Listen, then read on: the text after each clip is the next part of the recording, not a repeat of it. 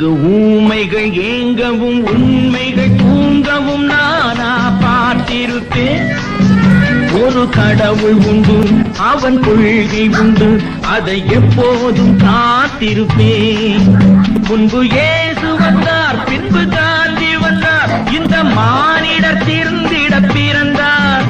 இவர் திருந்தவில்லை, மனம் வருந்தவில்லை, அந்த மேலோ சொன்னதை மறந்தார்.